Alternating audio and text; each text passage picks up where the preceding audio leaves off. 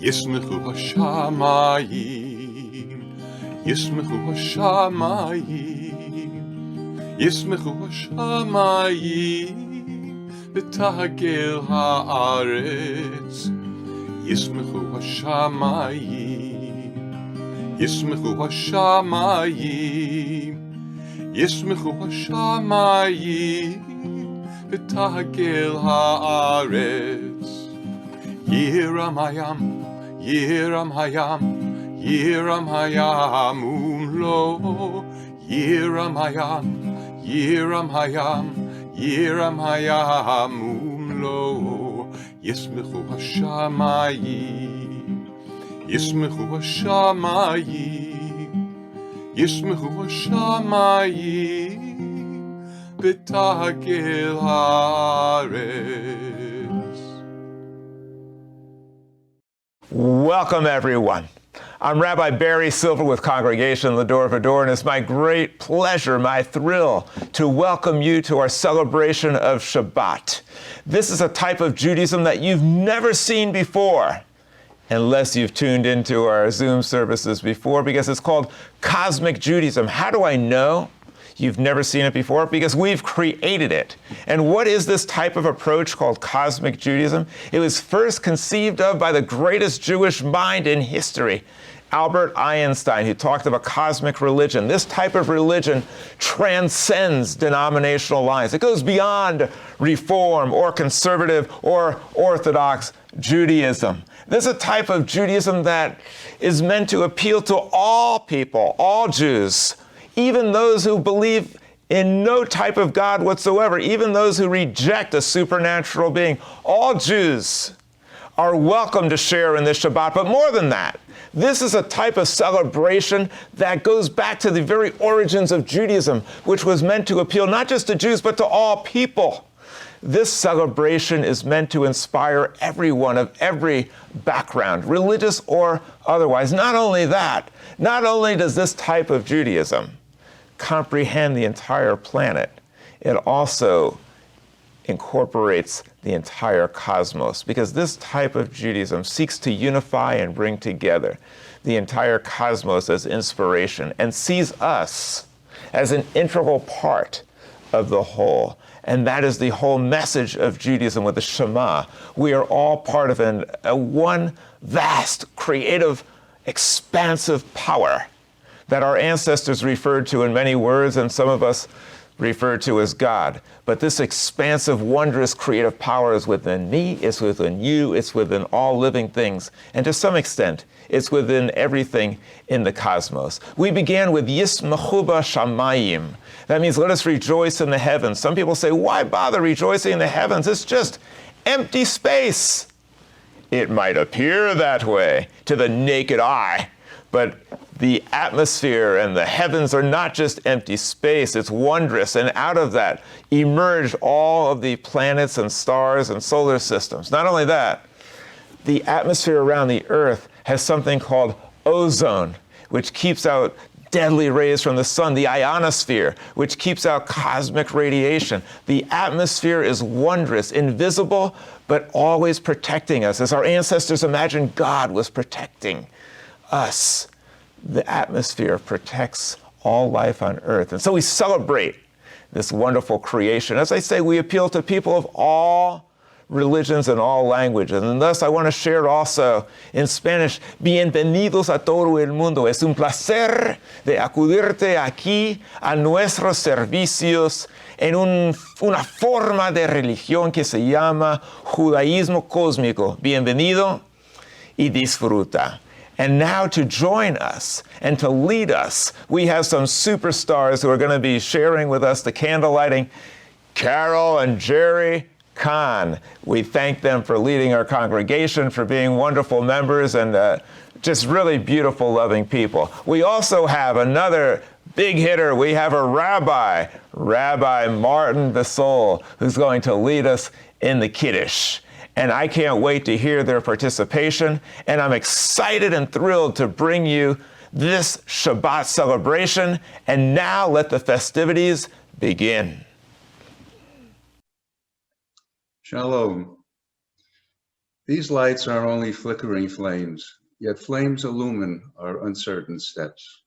Flames purify and renew, soften and refine. They brighten and make warm. Flames remind us of Sabbaths long past and of their beauty that delighted our hearts. May they inspire us to work for the great Sabbath of peace. I light the Shabbos candles and say, Baruch atah Adonai Eloheinu melech haolam asher kiddushanu b'mitzvotov v'tivanu lahad l'fner shel Shabbat. And I would just like to say, hi everybody, welcome to our home to celebrate Shabbat with us. As my grandpa Jacob would say, a good Shabbos. Jerry and I and our son Richard enjoyed Shabbat in nature, a beautiful way to celebrate Tu B'Shvat, especially since Richard and I are fishermen and women fishing in the ocean and bay. Although we haven't caught anything yet, we will continue every day until we do. I remember one year in Israel during this holiday, I helped plant a backyard garden. It was a vegetable garden. It is still successful today, and our extended family are still enjoying the fruits of our labor. We pray for a healthy year, free of COVID, and hope we will soon be together in our new home, soon to be discovered. We thank Rabbi Barry and Sharon for continuing to keep us together. We love and appreciate you both. Shabbat Shalom. Shabbat Shalom. Good Shabbos, everybody. Welcome to our service. I'm about to do the Kiddush blessing, which is done every Shabbos. The Kiddush is one of the central rituals of Shabbat. For many people, the words and melody of the Kiddush evoke some of their most meaningful Jewish memories. Reciting the Kiddush is a fulfillment of the biblical command to remember the Sabbath day and keep it holy. Join in with me. Baruch atah Adonai Eloheinu melech haolam borei pri hagafen. Amen.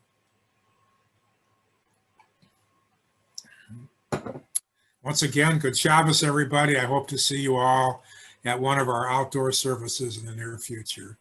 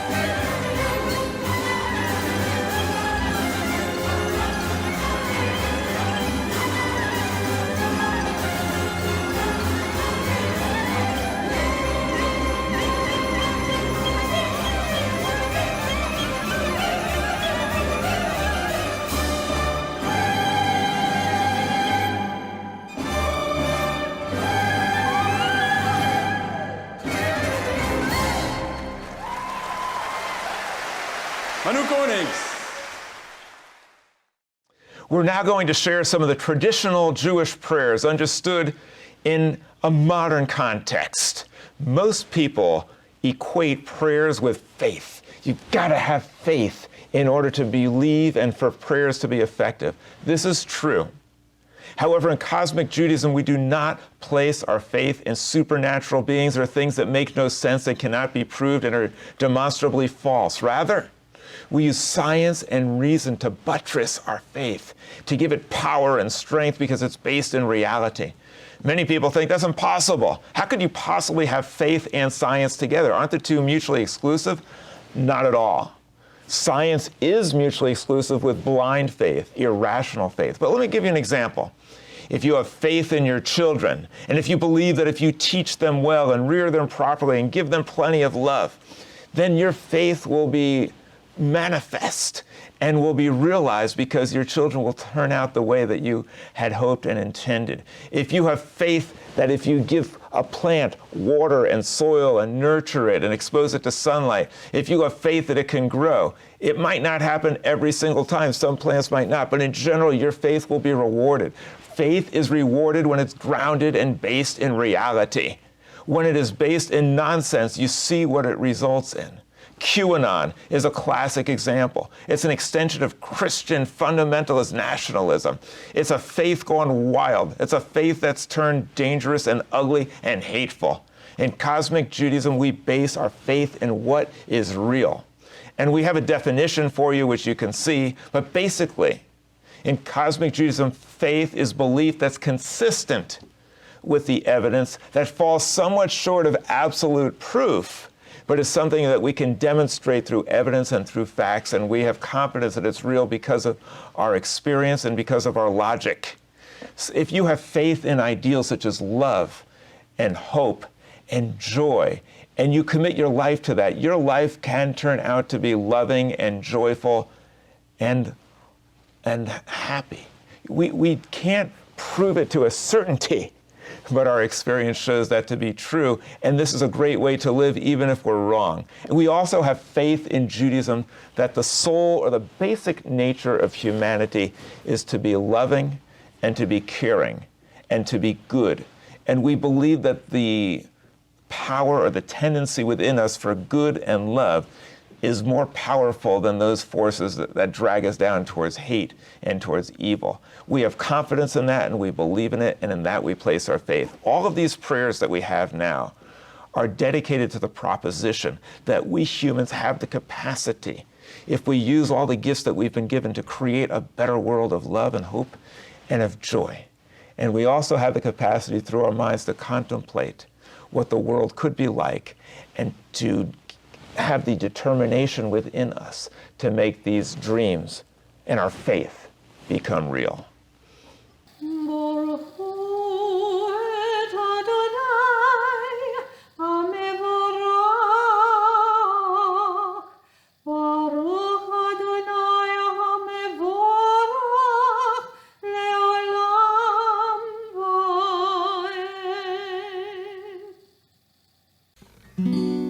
Shema Yisrael, Adonai Eloheinu, Adonai Echad. Shema Yisrael, Adonai Eloheinu, Adonai Echad. Shema Yisrael, Adonai Eloheinu, Adonai Echad. Shema Yisrael, Adonai Eloheinu, Adonai Echad. Baruch Shem Kevod Malchuto Leolam Va'ed. Baruch Shem Kevod Malchuto Leolam Va'ed. Shema Yisrael Adonai Eloheinu Adonai Echad. Shema Yisrael Adonai Eloheinu Adonai Echad.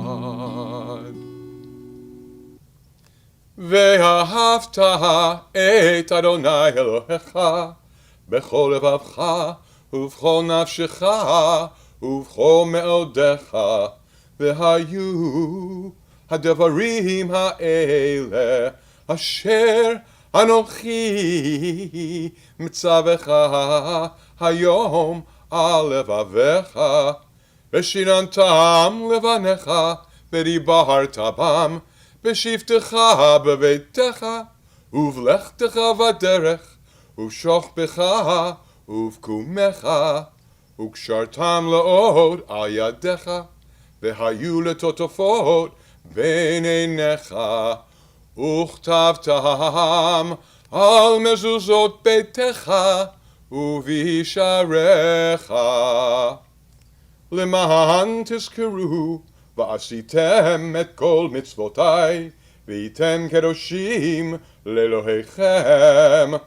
אני אדוני אלוהיכם, אשר הוצאתי אתכם מארץ מצרים, להיות לכם לאלוהים.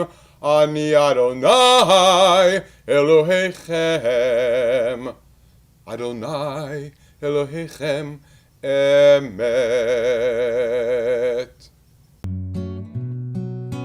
שלום רב על ישראל, עמך תשים לעולם, כי אתה הוא מלך אדון לכל השלום.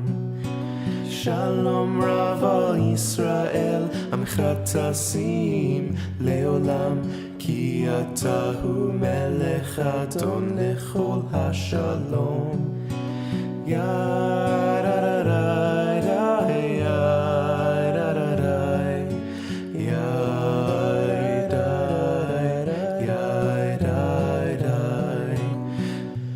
Make peace for your people, peace for your life, shalom.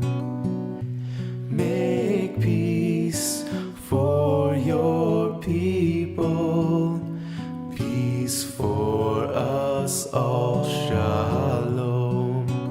Shalom Rav al Yisrael, Amcha tasim leolam, ki ata hu melech adon lechol hashalom. Shalom Rav al Yisrael, Amcha tasim leolam, ki ata hu melech adon lechol hashalom.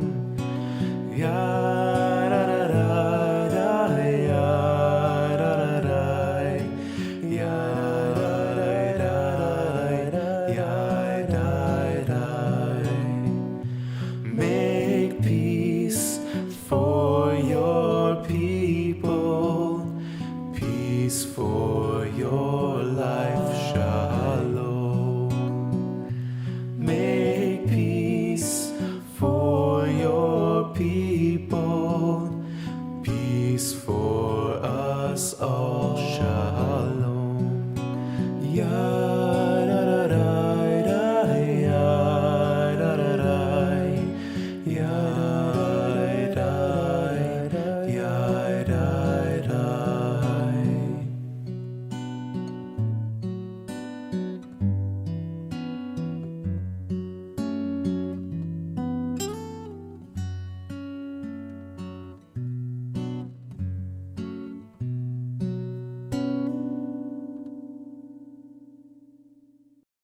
It's been said that an unreflected life is not worth living. It is true that no matter how much we have and how fortunate we are, if we don't take the time to recognize our good fortune and to appreciate what we have, or if we're only thinking about what we don't have and the next thing that we want, or what somebody else has, we will not be happy. There's a story about the man who comes to the rabbi and says, "Oh, Rabbi, I have such a terrible life and my house is awful. It's so cramped and small. I just can't enjoy myself because I see other people with so much more." The rabbi says, "Bring a cow into your house." He says, "What?" He says, "You know, the cow you have on your farm, bring it into your house." He does. He comes back next week. He says, "Now bring the mule into your house." Next week, he says, "Bring the chickens into your house." Finally, after that, he brings more animals in and he comes to the rabbi and rabbi says, "How you doing?" He says, "I'm doing horrible. It's even worse than before. What's the matter with you? There's just all this cacophony here. I can't enjoy myself at all." He says, "Now remove all the animals from your house." And then he comes back the next week. "Rabbi, how is it?" He goes, "Oh, it's so calm and peaceful and wonderful. I just love my life as it is now." This reminds us, this old story that I'm sure you've heard before, about the fact that sometimes we have to go through some kind of distress. Those of us who have gone through some terrible medical ordeals, maybe we've had difficult times in our life, hard financial times or emotional struggles. When we emerge from them, we come out stronger, and then we can appreciate every single day. I hope that as we spend a few moments in silent meditation, no matter what we're dealing with or grappling with, and I know that life is difficult now, especially with COVID-19 and the isolation and the financial distress, I hope that we will take time now to appreciate how fortunate we are if we have our health or some degree of health, if we have something to eat, if we have a place to live, if we have people who care about us. I hope that we'll take a few minutes to count our blessings and just to marvel and to contemplate how awesome and wondrous life is, and to fully appreciate all the gifts that we've been given.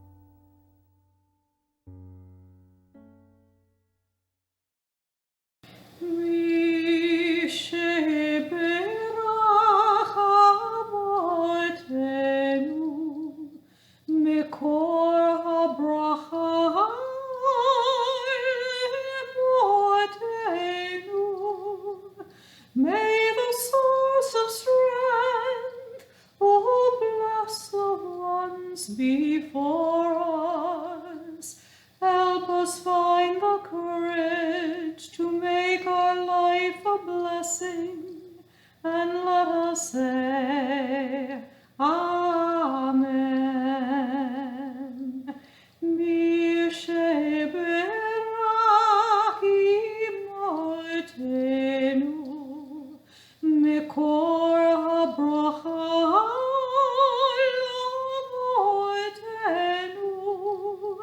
Bless those in need of healing with refuah shelema, the renewal of body, the renewal of spirit, and let us say,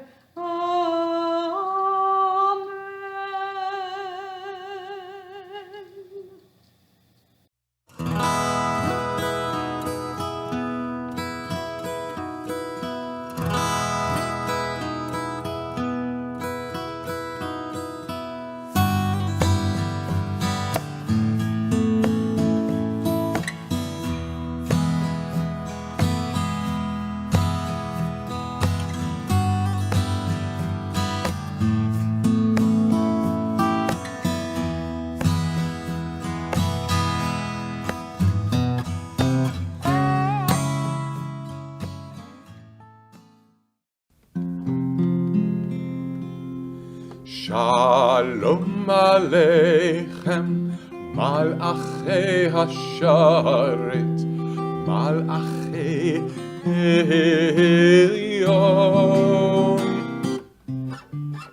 Mi melech Malchei Amlachim HaKadosh Baruch Hu. Bo'echem l'shalom, Malachei Hashalom, Malachei Elyon. Mi melech Malchei Hamlachim HaKadosh Baruch Hu.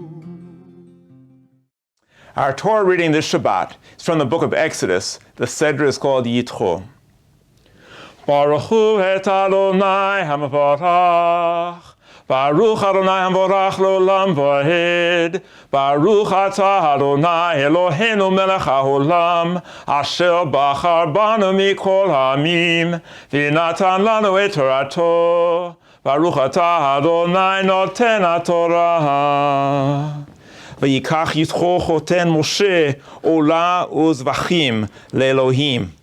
And Jethro, the father-in-law of Moses, brought sacrifices to God after hearing of all the wonders and marvels that God performed on behalf of Moses and the Jewish people. Vayavo Aharon v'chol ziknei Yisrael le'achol lechem im choten Moshe lifnei ha'Elohim. And Aaron and the elders of Israel joined in the feast, because usually when people made sacrifices to God, it was in the form of foodstuffs and things that people could enjoy, and they would celebrate their blessings by having a feast together, much as we do with the Oneg Shabbat.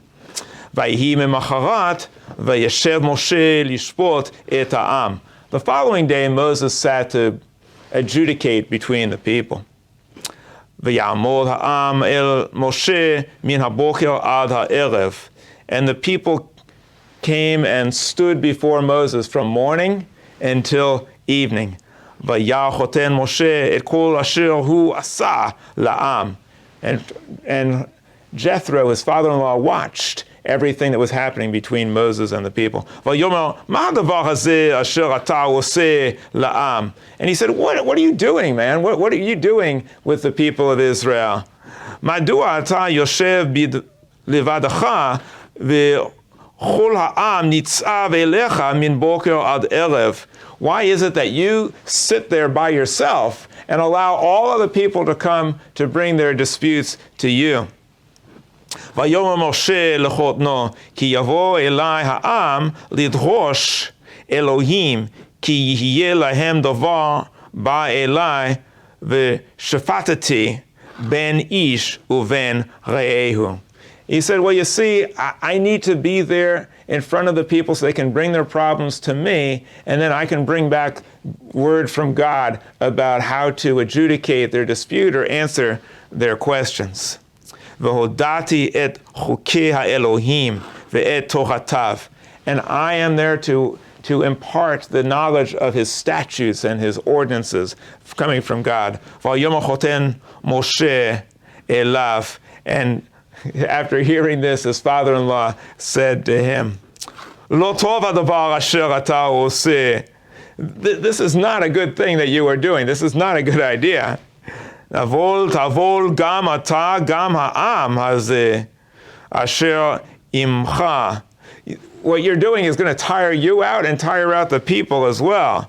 Ki chavod mimecha hadavar. Because this is too onerous for you. It's too difficult for you yourself to adjudicate all of these disputes. Lo tuchal asehu levadecha. You can't do all this by yourself. Ata shomea bekoli. So listen to my advice.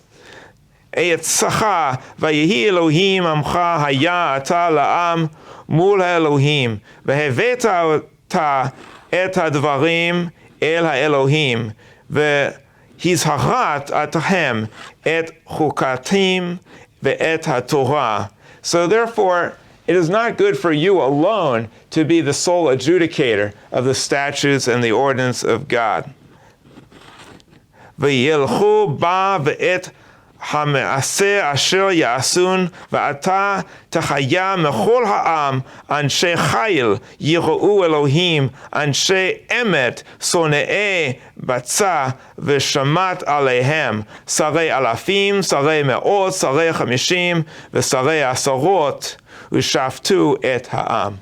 Therefore, it would be good for you to find wise and discerning people who have faith and courage and belief in principles that we espouse, and appoint over them overseers of thousands and hundreds and fifties, and share your authority with them so that you don't have to do this onerous task all by yourself. The blessing after the Torah. Baruch atah Adonai Eloheinu melech haolam asher natan lanu torat emet v'chai olam nata b'tochenu. Baruch atah Adonai noten haTorah. Amen.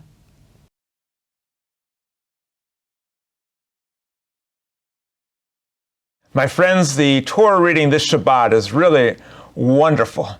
We read about the 10 Commandments, but this passage is named after Yitro, Jethro, the father-in-law of Moses. What does that mean for us, my friends? It means that the 10 Commandments were not meant just for the Jewish people. The Jewish people were meant to be a source of morality and to bring ethical precepts to the entire world. That's why it's named after a non-Jew, Jethro.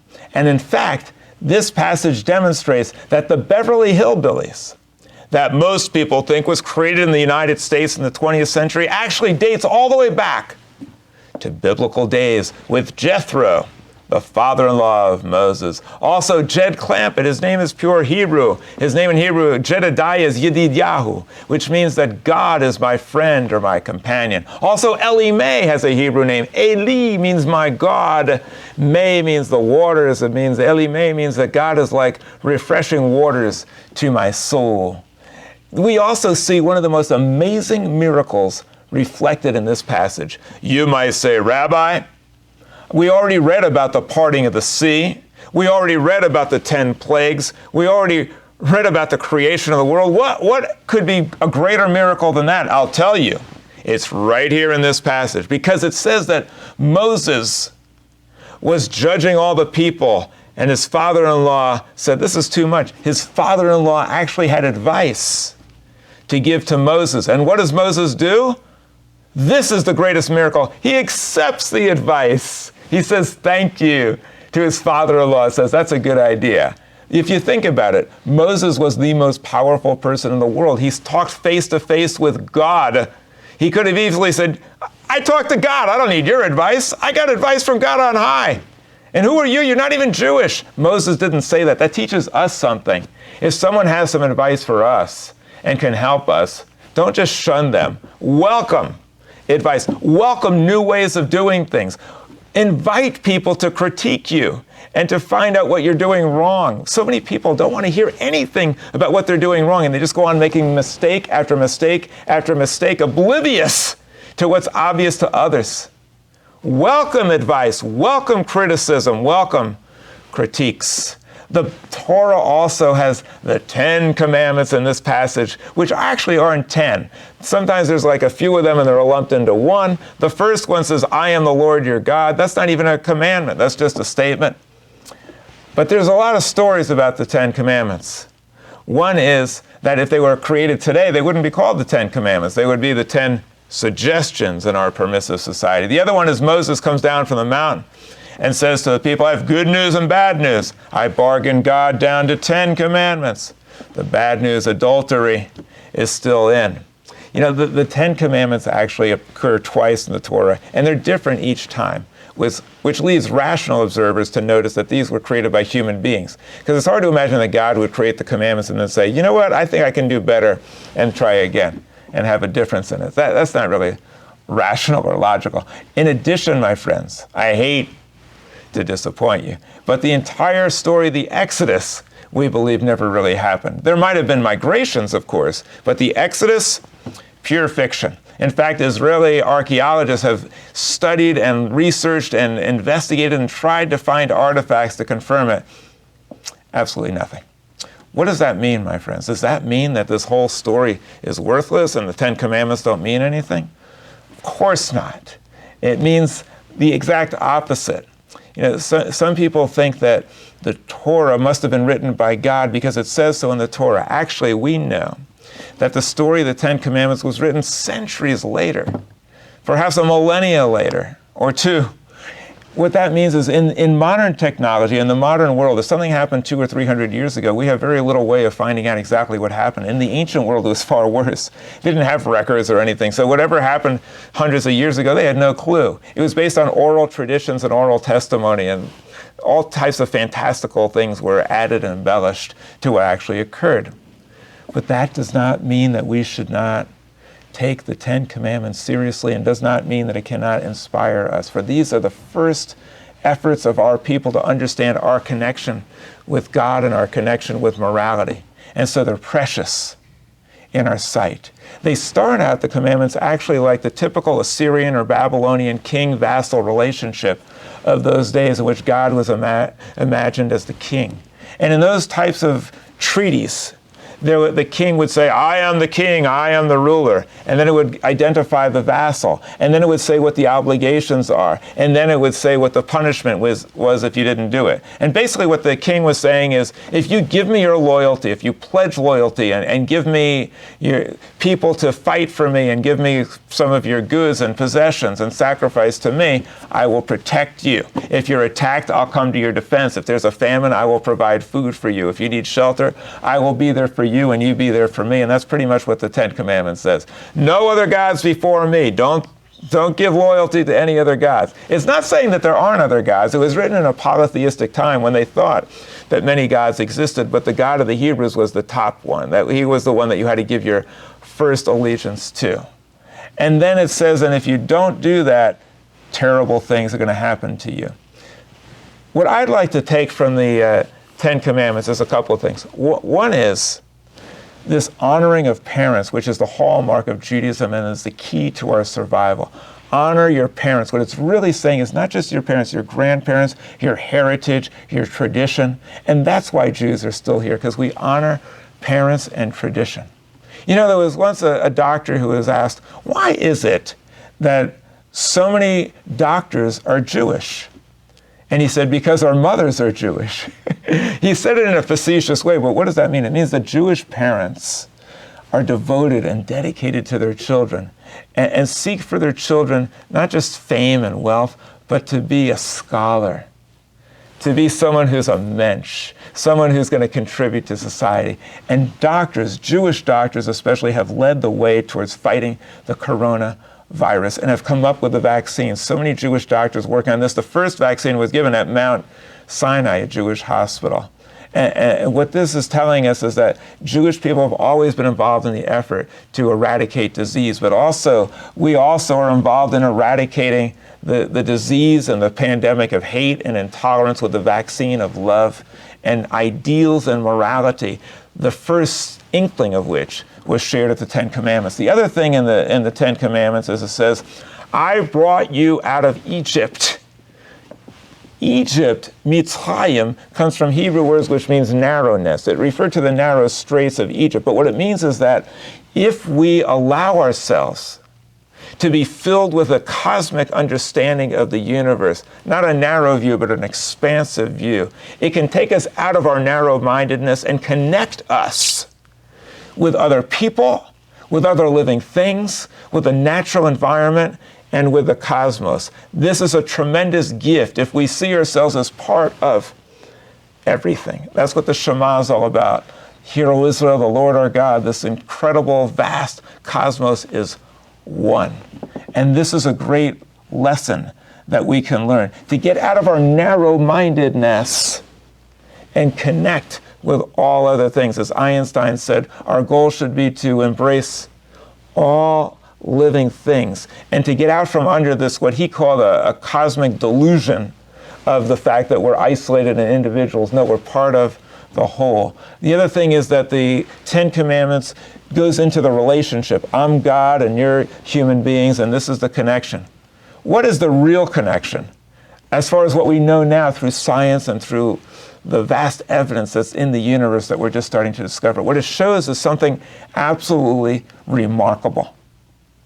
That each one of us is the end result, the product of 4 billion years of evolution. You can actually see it in the development of the fetus.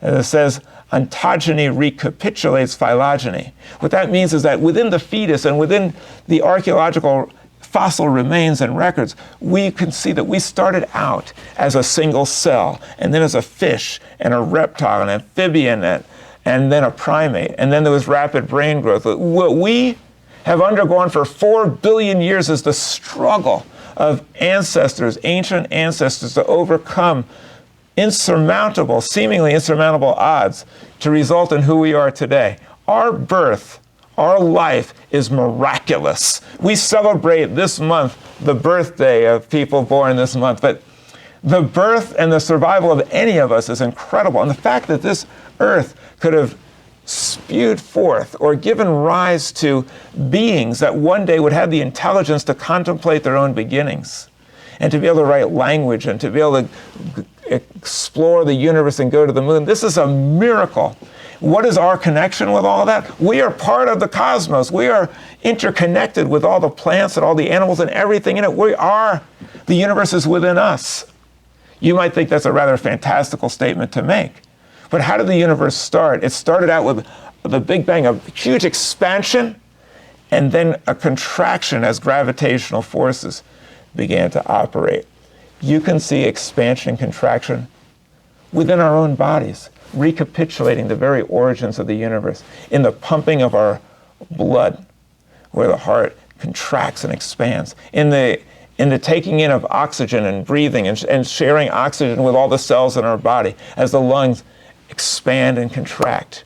The very origins of the universe is recapitulated in us, and the very creativity that gave rise to everything is within us. And the Torah is telling us in this passage about Exodus, departing from Egypt or narrow-mindedness, is to recognize that each one of us is a child, a product of this universe. We're all interconnected with it, and that our goal and our destiny is to be one with everything. Also, my friends, our approach to God and to faith has to be rational. If it's not, it can take us in very dangerous, scary, horrible directions. Take a look at QAnon. QAnon is the result of Christian fundamentalist nationalism. It parallels in so many ways the protocols of the elders of Zion, with the anti-Semitism, with the vilification of George Soros, who is the epitome of the wealthy Jew, who in actuality is a great, wonderful, loving philanthropist. It talks about an international cabal of people who abuse children, as the Jews were falsely accused of doing with using the blood of children for sacrifice on Passover. I mean, it's got all the elements of blind faith run amok. And what that tells us, my friends, is that faith is very important, but it must be grounded in reason. Otherwise, it'll take us in very dangerous directions. And so, my friends, on this Shabbat, when we celebrate the birth and anniversaries of our loved ones, we celebrate the fact that we are part of this wondrous universe, and that as Jews, as rational Jews, we have the capacity to dream big and to make those dreams come true. And so I hope that as we read the 10 Commandments, or the 10 Suggestions, as you might like to call them, we will realize that we are interconnected with this entire cosmos, and we have certain ethical and moral obligations and faith, and if we fulfill them and live up to the values and virtues of our ancestors, we can make our hopes and our dreams come true. Shabbat Shalom.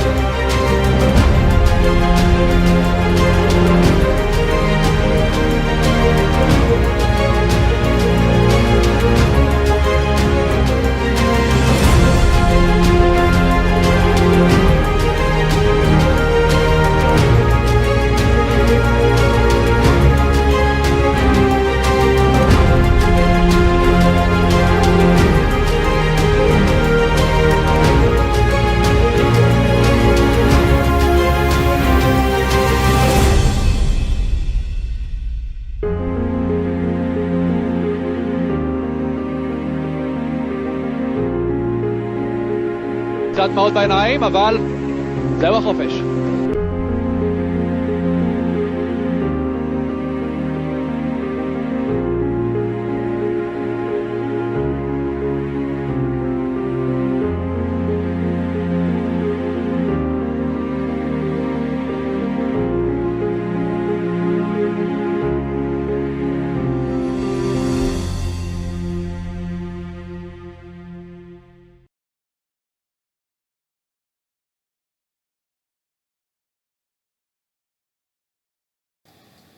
עלינו לשבח לאדון הכל, לתת גדולה ליוצר בראשית, שלא עשנו כגויי ארצות, ולא שמנו כמשפחות האדמה, שלא שם חלקנו כהם, וגורלנו ככל המונם, ואנחנו קוראים ומשתחווים ומודים לפני מלך מלכי המלכים הקדוש ברוך הוא. ונאמר והיה אדוני למלך על כל הארץ, ביום ההוא יהיה אדוני אחד, ושמו אחד.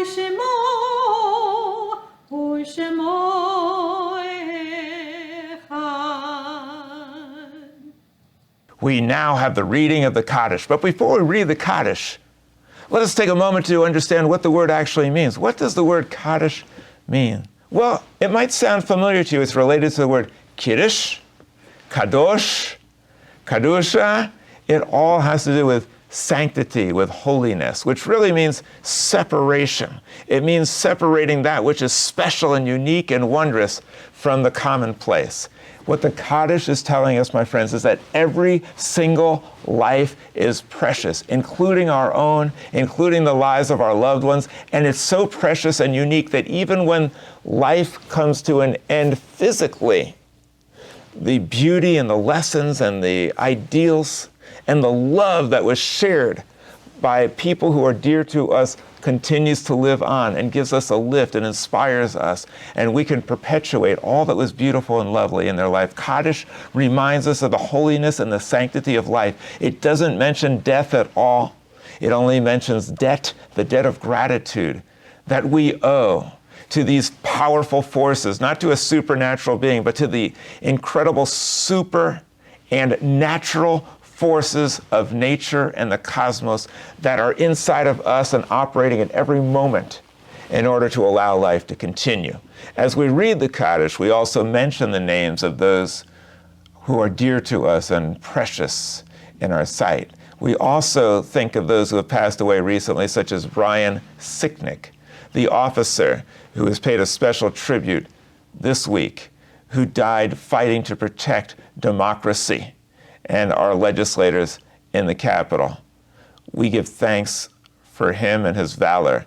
We also give thanks at this time when we read the Kaddish for all of those people who have contributed to making our lives better. We benefit from the labor and the help and the love of millions of people that we don't even know about, such as Brian Sicknick.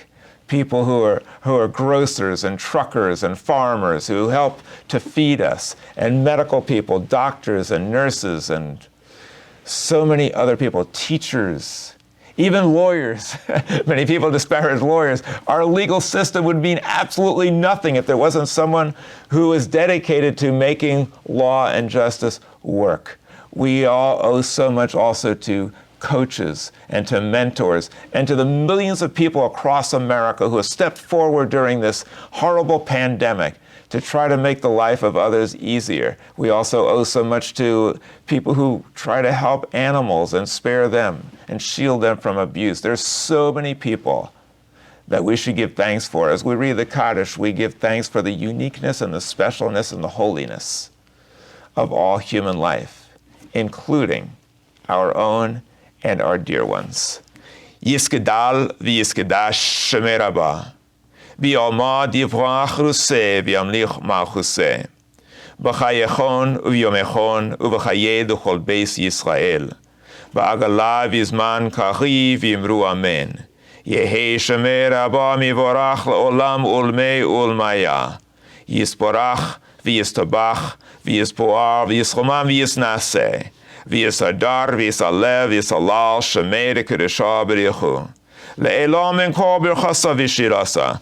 Tishbechasa v'nechamasa. Da'amichon b'yoma v'yimru amen. Yehi shlam Rabbah min shmaya. V'chayim aleinu v'yakol Yisrael v'yimru amen. Oseh shalom b'imromav. Hu yaseh shalom aleinu v'yakol Yisrael v'yimru amen. May we be a source of peace and comfort to all who mourn. And also may we inspire people to celebrate life. Even as we recall the lives of those who have been taken from us, let us be inspired and let us be joyous in their life. Because if they could be here today, and if they could communicate with us today, they would tell us, do not lament my passing, but celebrate my life. And let the memory of me bring you joy and love and inspiration. Amen. Shabbat Shalom, and thank you all for joining us and being a part of our L'Dor Va-Dor Shabbat. We're very glad that you clicked on our link. Thank you to Rabbi Barry, Rose Lopater, Andrew Sussman, and Arnie Pickholtz for all they do.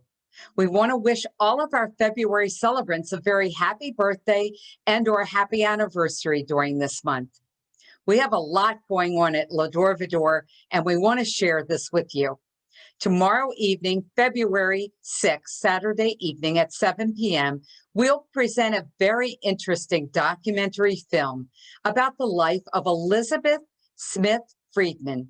It's based on the book, The Woman Who Smashed Codes. We know you'll find this woman and her story amazing, and we hope you'll join us then. Please consider making a donation to support our film efforts. On Sunday, February 21st, at 4 p.m., we will present a new program called Jews in Fashion with Leah Poland. It should be a fascinating program for both men and women to attend. We are also planning to hold an outdoors Shabbat service on a February Saturday morning in a local park, where we can bring our folding chairs and stay socially distant and safe. We'll share the details once we've finalized our plans, so stay tuned. Please join us in our fabulous discussions held every Tuesday evening at 7 p.m., our Chat with Two Rabbis, where Rabbis V. Khan and Rabbi Barry share insight into the upcoming Torah portion and more. We hope that you're enjoying our Shabbat, and we ask you to share the link with your family, friends, and neighbors. Share our inspirational Judaism and the new way we have in looking at our religion in a rational and reasonable manner, honoring our traditions, respecting science, and celebrating spirituality. We wish to bring alliance with Judaism between the various denominations and with other religions as well. We want to build bridges of goodwill and peace. Won't you help make this goal a reality with us at L'Dor Va-Dor? We hope so. Please join us for our online get-together later this evening with our weekly Friday evening Zoom and Schmooze at 8:30 p.m. And let's continue celebrating Shabbat together with our Oneg Shabbat. The links can be found on our homepage of our L'DorVador.org website, and we hope to see you virtually there. We wish you all good health, good Shabbat, and a good week ahead. Shabbat Shalom with love and peace from L'Dor Va-Dor. This is a very special Shabbat because it's the first Shabbat in the month of February, and therefore we give a special blessing for all the people who are celebrating birthdays and anniversaries this year. You know, January is the time when we make our resolutions. And sometimes in February people think, oh, this is terrible. I made these promises to myself and hopes and aspirations for the future, and I failed to accomplish any of them. My friends, January is the time when we make the resolutions, and February is the time when we can start to implement them. You have not lost any time. It's not too late. So if you're celebrating a birthday, vow to make this year the best one ever. An anniversary, rededicate yourself to those people that you love and cherish. And remember the words in Spanish, que lindo es soñar despierto. How wonderful it is to dream while we're awake. In Judaism, we believe in dreams and the power of a vision. So let us have the inspiration from our past and our heritage and martyrs and people who have done so much of our people to make this world better and to excel in living a fulfilling life. Let us be inspired by them and stand on their shoulders to dream big. And as we start this year, to have the courage and the tenacity and the drive to make those dreams come true. We are going to have this final benediction now in Hebrew and in English and in Spanish. Yivarechacha Adonai v'yishmarecha. May you be blessed and preserved throughout this year. Que ustedes tengan un buen año de salud y protección. May the light of love shine upon you always. Que la luz de amor se brille sobre ustedes para siempre. May the power of love lift you up to achieve new heights of love and of hope and of joy, not only for you, but for all those people who are fortunate enough to be among your friends and family. Que el poder de amor se levante a nuevas alturas que nunca experimentaste antes para celebrar un año de amor y de paz y de esperanza. Amén. Shemin tov, mazel tov, shemin tov, mazel tov, shemin tov, mazel tov, shemin tov, Yehelanu, Yehelanu, Yehelanu, Ulecho Yisrael, Yehelanu, Yehelanu, Ulecho Yisrael.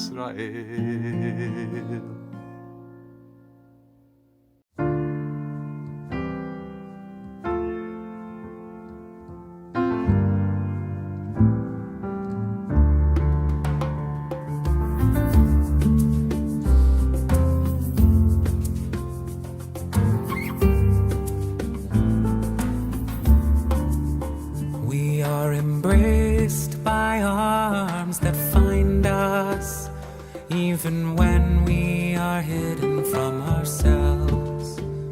We are touched by fingers that soothe us, even when we are too proud for soothing. We are counseled by voices that guide us, even when we are too embittered to hear. We are loved, loved, loved by unending love and unending love. We are loved, loved, loved by unending love and unending love. We are supported by hands that uplift us, even in the midst of a fall. We are urged on by eyes that meet us, even when we are too weak for meeting. We are loved, loved, loved by unending love and unending love. We are loved, loved, loved by unending love and unending love.